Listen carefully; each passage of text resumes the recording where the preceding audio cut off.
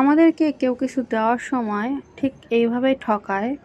সেটা শ্বশুরবাড়ির লোকজনই হোক বা অন্য কেউ, কোনো কিছু দিতে গেলে হচ্ছে খুবই ঠকায়া দেয়।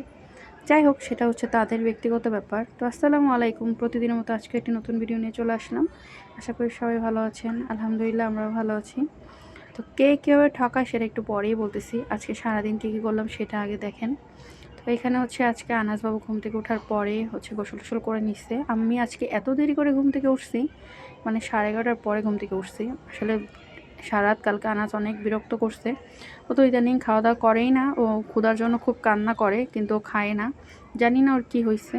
আসলে অনেকে বলছে বদনজর লাগছে। আসলে এত কিছু করতেছি, তারপর নজর ঠিক হইতেছে না। তো যাই হোক, এটা আল্লাহর হাতে ছেড়ে দিচ্ছি। আমি একদমই টোটালি এটা নিয়ে আর মাথা ঘামাই না। আল্লাহ যা করে ভালোর জন্যই করে, সেই হিসেবে আমি ফালায় রাখছি। তো এদিকে ছেলে আমার খুব কান্নাকাটি করতেছিল, রান্না করতে নিছি, তাও খুব কান্নাকাটি করতেছে। তো আমি এখানে আলু কুচি করে আর বেগুন কুচি করে হাতে মাখায় ছোটো মাছ চচ্চড়ি করলাম, বেগুন দিয়ে আলু দিয়ে। আর এখানে হচ্ছে ডাল বসায় দিছি, আর ডালটা বসায় দিয়ে হলুদ লবণ দিয়ে দিছি, কাঁচামরিচ দিয়ে দিছি। তাড়াহুড়া করতেছিলাম খুব, কারণ হচ্ছে মানে তরকারি গুছায় গাছায় বসাইতে আড়াইটা বেজে গেছে। তো এখানে হচ্ছে ডালটা আমার প্রায় হয়ে গেছে। তো জলপাই টলপাই দিয়ে হচ্ছে এখন নামায় নিব। তো ওই যে জানলা দিয়ে দেখতেছিলাম ইমু আসতেছে বাসায়, কারণ হচ্ছে আজকে একটু তাড়াতাড়ি আসবে ও, কারণ হচ্ছে কালকে রাতে আমরা ঘুমাইতে পারি নাই। তো আমি তো বাসায় 11:30 পর্যন্ত ঘুমাইছি, কিন্তু ও একদমই টোটালি ঘুমাইতে পারে নাই, 7টা বাজে চলে গেছে। তো ও আসতে আসতে হচ্ছে আমি এখানে ডালটা বাগার দিয়ে ফেলি, তো আসলে অন্তত খাবার দেওয়া যাবে। তো এখানে হচ্ছে আমি ডাল বাগার দিতেছিলাম, আর তারে আমি ফোন দিয়ে বলে দিছি যে ধনিয়া পাতা নাই, ধনিয়া পাতা নিয়ে এসো আসার সময়। তো সে আনতেছে দেখেই হচ্ছে আমি ডালটা বাগার দিতেছিলাম তাড়াতাড়ি করে। তো এই যে আমি হচ্ছে দরজাটা খোলা রাখছি। তা আনাসবাবু ঘুমাইতেছে বিকালবেলা, ও না খাইই ঘুমাইছে, এই জন্য খুব কান্না করতেছিল, ঘুমাইতে চাইতেছিল না, ওর ক্ষুধাও লাগছে, কিন্তু ওর শরীর খারাপ লাগতেছিল। তো ওর দেখে আবার ঠান্ডা জ্বর লাগছে, জানি না ওর সাথে কি হইতেছে, আল্লাহ ভালো জানে। তো এখানে হচ্ছে ডালে ধনিয়া পাতা দিয়ে ডালটা নামায় ফেলবো, এখন নাড়াচাড়া দিয়ে নিতেছিলাম। তো ডাল নামানোর শেষে আমি ভাবতেছি একটু ঢেঁড়স ভাজিও করি, তো এটাও কাইটা রাখছি। তো ঢেঁড়স ভাজিটা আমি ওই কড়াইটা ধুয়ে বসাই দিব এখন। তো এই যে আমি এখানে একটু অল্প করে হলুদ দিছি আর লবণ দিছি আর পেঁয়াজ কাঁচামরিচ দিয়ে ভালো করে ঢেঁড়সটা ভেজে নিতেছি। তো ঢেঁড়স ভাজিটা হয়ে গেলে তারপরে হচ্ছে আমি এই মুখে খাবার দিব। আর আজকে আমি একটু দেরি করেই খাবো, কারণ রোজা রাখছি। তো এই জন্য হচ্ছে আমার খাওয়া দাওয়া ইফতার মানে একবারে ইফতারই করব।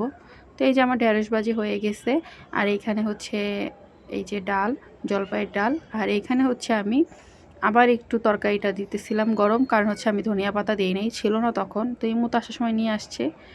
এই যে আমি ইফতার করতে বসছি, ভাত দিয়ে ইফতার করব। আসলে আমি যখন একা একা রোজা রাখি, তখন হচ্ছে এত কিছু দিয়ে আমি কখনো ইফতার করি না, নিজে নিজে একা একা ভাত দিয়ে ইফতার করি। কিন্তু একটু শরবত বানিয়ে নিছিলাম। তো এই যে চা খাইতেছি, ইফতারের পর খুব ক্লান্ত লাগতেছিল। তো ইমু বাহিরে যাবে হচ্ছে আমার জায়ের বাসায়, আমার শাশুড়ি গ্রাম থেকে জানি কী কী পাঠাইছে, তো চা খাই চলে যাবে। তো এই যে শাশুড়ি আসার সময় হচ্ছে এগুলো পাঠাই দিছিল। তো এগুলো হচ্ছে আমাদের ভাগের জিনিস। তো এই যে কচু পাঠাইছে, তারপরে হচ্ছে এখানে জাম্বুরা ছিল, তো একটা জাম্বুরাও হচ্ছে দিছে, আর হচ্ছে একটা নারিকেল দিছে। নারিকেলটা ভালো আছে কিনা বলতে পারতেছি না, মনে হচ্ছিল অনেক পুরান। তো যাই হোক, পরে দেখতে হবে। তো এই যে এখানে এটা হচ্ছে হলুদ ছিল, পরে হচ্ছে বুঝতে পারছি, এখন বুঝতে পারি নাই। তার এটা হচ্ছে চাল কুমড়া। তো আমি আসলে চাল কুমড়া খাই না, কিন্তু দেখি রান্না করে দিব। আর এটা হচ্ছে কচু। এই কচুও কীভাবে রান্না করে তাও জানি না। তো পরে হচ্ছে হলুদটা, এটা তো বুঝতেছিলাম না এটাতে কী ছিল, পরে আমি হাত দিয়ে পারতেছিলাম না দেখে পরে কেচি নিয়ে আসছি। পরে কেচি দিয়ে খুলে দেখি যে কাঁচা কাঁচা না, শুকনা হলুদ দিচ্ছে। এগুলো রোদে শুকাইতে হবে ভালো করে, তারপরে হচ্ছে এগুলারে ইয়া করা যাবে, গুঁড়া করা যাবে। তো অনেকগুলোই হলুদ দিছে। তো আমার শাশুড়ি গ্রাম থেকে অনেক কিছু দিয়ে পাঠায়, তো জানি না কি কি দিচ্ছে, কিন্তু আমাদেরকে এগুলাই দেওয়া হয়েছে। আর এই যে এগুলো হচ্ছে পালং শাকের পিঠালি বলে নাকি বলে, তো এগুলো সেই মুদের গ্রামে খায় অনেক, তো আমি কখনো খাই নাই।